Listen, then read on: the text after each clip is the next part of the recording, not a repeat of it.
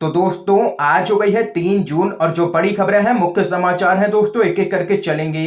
तमाम बेहद बड़ी अपडेट्स आप तक आगे इसी वीडियो के माध्यम से पहुंचाएंगे। लगातार हमारे साथ आगे इसी वीडियो में बने रहिएगा, जहां पर दोस्तों पहली बड़ी खबर में आप लोगों को बताएंगे। बिहार से दोस्तों बड़ी खबर सामने निकल के आ रही है। जल्द ही सत्ता परिवर्तन होता हुआ दिख रहा है बिहार के अंदर। आप लोगों को बताते चले, जीतन राम मांझी और मुकेश सहनी मिले हैं। आरजेडी और कांग्रेस ने कहा है कि एनडीए की नाव डूबने वाली है, नई सरकार आने वाली है। आप लोगों को बताते चले, बिहार में पूर्व मुख्यमंत्री व हम प्रमुख जीतन राम मांझी और वीआईपी अध्यक्ष व राज्य में मंत्री मुकेश सहनी के बीच पिछले दिनों हुई मुलाकात के बाद सियासी गलियारों में अटकलें लगनी शुरू हो गई थी। इस बीच कांग्रेस की तरफ से एक बड़ा बयान सामने निकल के आया है। आप लोगों को बताते चलें, कांग्रेस के राज्यसभा सांसद अखिलेश प्रसाद सिंह ने कहा है कि बिहार में जल्द ही नई सरकार बनेगी, जिसका नेतृत्व लालू यादव की पार्टी आरजेडी करेगी। उन्होंने कहा है कि बिहार सरकार कोरोना पर नियंत्रण करने में पूरी तरह से फेल रही है। एक निजी समाचार चैनल से बात करते हुए राज्यसभा के सांसद अखिलेश प्रसाद सिंह ने कहा है कि नीतीश सरकार अब चंद महीनों की सरकार है, जल्द ही राज्य में महागठबंधन की सरकार बनेगी। उन्होंने कहा है कि जीतन राम मांझी और मुकेश सहनी एनडीए के भीतर घुटन महसूस कर रहे हैं। यहां आपको बता दें कि बिहार विधानसभा की 243 सीटों में से एनडीए के पास इस समय वर्तमान में 127 सीट हैं, जिसमें हम और वीआईपी पार्टी की 4-4 सीट शामिल हैं, जबकि आरजेडी के पास 75 सीटें हैं। इस तरह से महागठबंधन के पास कुल 110 सीटें हैं। तो यहां पर दोस्तों आप लोग देख सकते हैं कि कांग्रेस और आरजेडी ने कर दिया है बड़ा दावा, जल्द ही बनेगी महागठबंधन की सरकार बिहार के अंदर और नीतीश सरकार अब चंद ही दिनों की मेहमान है। ये बड़ी अपडेट दोस्तों सामने निकल के आई है। एक और बड़ी खबर जान लेते हैं। बसपा से कांग्रेस में आए नसीमुद्दीन ने कहा, मुस्लिम अगर कांग्रेस का साथ दें तो बीजेपी 2 सीटों पर ही सिमट जाएगी। आप लोगों को बताते चलें, यूपी में अगले साल विधानसभा चुनाव होने हैं। ऐसे में पॉलिटिकल पार्टियां अपना एजेंडा सेट करने की कोशिश में लगातार जुट गई हैं। कांग्रेस, सपा और असदुद्दीन ओवैसी की पार्टी एआईएमआईएम ही नहीं, सत्ताधारी पार्टी भाजपा भी मुस्लिमों के यहां पर वोट बैंक पर नजर गड़ाए हुए है। तो वहीं आप लोगों को बताते चलें, बस्ती में उलेमाओं की बैठक में कांग्रेस के नेता नसीमुद्दीन सिद्दीकी ने मुसलमानों से कांग्रेस के साथ आने की अपील की है। मुसलमानों को रिझाने की कोशिश में उन्होंने एक बयान दिया है और कहा है कि अगर मुस्लिम कांग्रेस के साथ आ जाए तो बीजेपी 2 सीटों पर ही सिमट जाएगी। तो वहीं दोस्तों एक और बड़ी खबर आप लोगों को बताते चलें, गुजरात में मुर्दों को दी जा रही है कोरोना की वैक्सीन। 2018 में मरे व्यक्ति के नाम पर मैसेज आया कि वैक्सीन लग गई है। आप लोगों को बताते चलें, प्रधानमंत्री नरेंद्र मोदी के गृह राज्य गुजरात से कोरोना वैक्सीन के नाम पर बड़े घोटाले की आहट आ रही है। देश के दूसरे हिस्सों में जहां पर जिंदा लोगों के लिए वैक्सीन उपलब्ध नहीं है, तो वहीं गुजरात के मुर्दों को कोरोना वैक्सीन दी जा रही है। मामला गुजरात का है, जहां पर मर चुके लोगों को कोरोना की वैक्सीन लगाने की बात सामने निकल के आई है। सरकार के निर्देशों को पूरा करने के चक्कर में ऐसे कारनामों को अंजाम दिया जा रहा है और कागजी खानापूर्ति की जा रही है। अब इसे यहां पर सरकारी लापरवाही का मामला माना जाए या कोरोना वैक्सीन के नाम पर बड़े घोटाले की दस्तक, तो वहीं यूथ कांग्रेस के राष्ट्रीय अध्यक्ष श्रीनिवास बीवी ने इस बहाने पीएम मोदी और भाजपा के गुजरात मॉडल पर निशाना साधा है और कहा है कि जहां मुर्दों को भी कोरोना वैक्सीन लगाई जाती है, वही हमारे मोदी जी का गुजरात मॉडल है। तो ये तो दोस्तों हाल है गुजरात का और यही है बीजेपी का गुजरात मॉडल, प्रधानमंत्री मोदी के गुजरात का मॉडल। एक और बड़ी खबर जान लेते हैं। शरीयत के साथ हुई छेड़छाड़ की वजह से आए 2 तूफान, कोरोना से गई है हजारों की जान। ये यहां पर कहना है सपा के सांसद का। समाजवादी पार्टी के मुरादाबाद से सांसद डॉक्टर एसटी हसन ने एक बयान दिया है।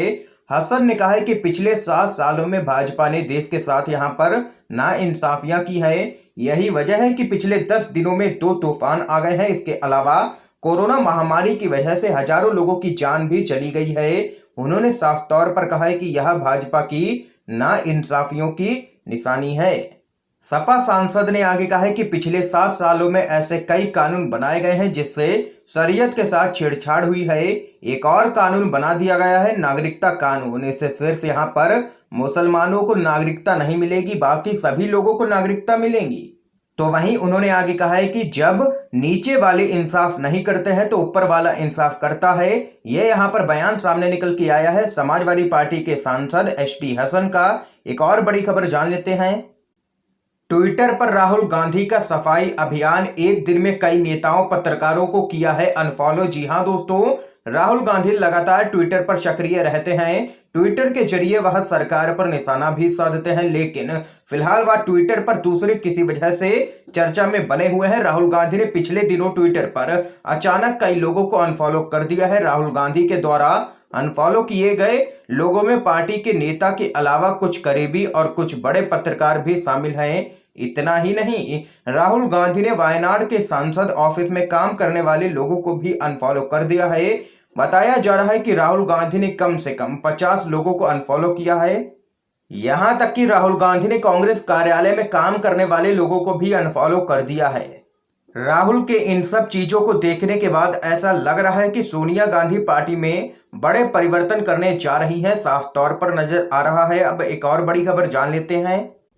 योगी पर भड़के हैं पूर्व आईएएस, बोले 2 रुपए देकर के नफरत भरे ट्वीट तुम करवाओ और एफआईआर मुझ पर करवाओ। आप लोगों को बताते चले क्या कुछ है पूरा मामला। देश और उत्तर प्रदेश से जुड़े मसलों पर बेबाकी से अपनी राय जाहिर करने के लिए जाने जाने वाले रिटायर्ड आईएएस सूर्य प्रताप सिंह पर एक और मुकदमा दर्ज करवा दिया गया है। वैसे तो सरकार के खिलाफ सोशल मीडिया पर अपनी राय व्यक्त करने के लिए सूर्य प्रताप सिंह पर पहले से कई मुकदमे दर्ज करवाए गए हैं, बावजूद इसके वो लगातार मुखर रहते हैं। दरअसल दोस्तों, पिछले दिनों यूपी के मुख्यमंत्री योगी आदित्यनाथ की सोशल मीडिया टीम का एक यहां पर ऑडियो वायरल हुआ था, जिसमें योगी के पक्ष में ट्वीट करने के लिए 2 रुपए प्रति ट्वीट पेमेंट का खुलासा हुआ था। इस ऑडियो को सूर्य प्रताप सिंह ने सोशल मीडिया पर पोस्ट किया था, जिसके बाद उन पर यहां पर एफआईआर दर्ज करवाई गई है। तो वहीं इस मुकदमे पर अपनी राय रखते हुए सूर्य प्रताप सिंह ने कहा है कि सरकार ने तानाशाही की सारी हदें पार कर दी हैं। इस ऑडियो के मामले में मुझ पर ही मुकदमा दर्ज कर दिया गया है और कहा जा रहा है कि मैंने ही ये साजिश रची है। योगी सरकार को चेतावनी देते हुए पूर्व रिटायर्ड आईएएस सूर्य प्रताप सिंह ने कहा है कि ये एफआईआर आपको महंगी पड़ेगी। किसी को इतना नहीं डराना चाहिए कि डर ही खत्म हो जाए। उन्होंने कहा है कि योगी आदित्यनाथ सरकार को चाहिए कि सीधे उन्हें आतंकवादी ही घोषित कर दिया जाए। रोज रोज उन पर एफआईआर करने के चक्कर में सरकार भी थक जाती होगी, ये यहाँ पर कहना है। देख सकते हैं सूर्य प्रताप सिंह का और योगी आदित्यनाथ को ले लिया है निशाने पर। एक और बड़ी खबर जान लेते हैं। वैक्सीनेशन पर केंद्र सरकार को सुप्रीम कोर्ट की कड़ी फटकार, बताया है मनमाना और तर्कहीन। जी हां दोस्तों, आप लोगों को बताते चले लगातार देश की कई हाई कोर्ट और यहां पर सुप्रीम कोर्ट मोदी सरकार को कड़ी फटकार लगा रहे हैं कोरोना मैनेजमेंट को लेकर के। तो वहीं देश में कोरोना की संभावित तीसरी लहर के बीच सभी राज्यों में कोरोना वैक्सीन की कमी देखी जा रही है। कई राज्यों में वैक्सीन के ना होने के कारण 18 से 44 वर्ष के लोगों का टीकाकरण रुका हुआ है। इस बीच सुप्रीम कोर्ट ने 18 से 44 साल के लोगों के लिए केंद्र की टीकाकरण नीति की आलोचना की है। अपने आदेश में सुप्रीम कोर्ट ने कहा है कि 45 वर्ष से अधिक आयु वर्ग के लोगों को मुफ्त टीकाकरण और उससे नीचे की उम्र के लोगों के लिए भुगतान प्रणाली देने की केंद्र की नीति प्रथम दृष्टि में मनमानी और तर्कहीन है। तो वहीं दोस्तों, अगली बड़ी खबर जान लेते हैं। मुख्यमंत्री ममता बनर्जी का मोदी सरकार पर जोरदार हमला, कहा दिसंबर तक सभी को टीका देने का केंद्र का दावा महज एक जुमला है। आप लोगों को बताते चलें, देश में कोरोना वैक्सीन को लेकर के लगातार मोदी सरकार की चौतरफा किरकिरी हो रही है। विपक्ष से लेकर के सुप्रीम कोर्ट तक यहां पर हमला कर रहा है केंद्र सरकार पर। तो वहीं इसी क्रम में पश्चिम बंगाल की मुख्यमंत्री ममता बनर्जी ने इस साल के अंत तक 18 साल से अधिक उम्र की समूची आबादी का टीकाकरण कर लेने के केंद्र के दावे को जुमला बताया है और जोर दिया है कि केंद्र सरकार को सभी राज्यों को पूरी तरीके से निःशुल्क टीके देने चाहिए। तो वहीं दोस्तों, एक और बड़ी खबर आप लोगों को बताते चलें। सेंट्रल विस्टा पर हाई कोर्ट के आदेश को सुप्रीम कोर्ट में चुनौती, महामारी के दौरान जारी रखने पर सवाल। आप लोगों को बताते चलें, कोरोना वायरस के प्रकोप के बीच सेंट्रल विस्टा पुनर्विकास परियोजना को रोकने की याचिका खारिज करने के हाई कोर्ट के फैसले को सुप्रीम कोर्ट में चुनौती दे दी गई है। प्रदीप कुमार यादव के द्वारा दायर याचिका में हाई कोर्ट के 31 मई के आदेश को चुनौती दी गई है। जिसमें याचिकाकर्ता की मंशा पर सवाल उठाते हुए हाईकोर्ट ने कहा कि परियोजना पर काम राष्ट्रीय महत्व का है और इसे नवंबर 2021 तक समयबद्ध कार्यक्रम के भीतर पूरा किया जाना है। तो वहीं दोस्तों अगली बड़ी खबर की तरफ चलते हैं।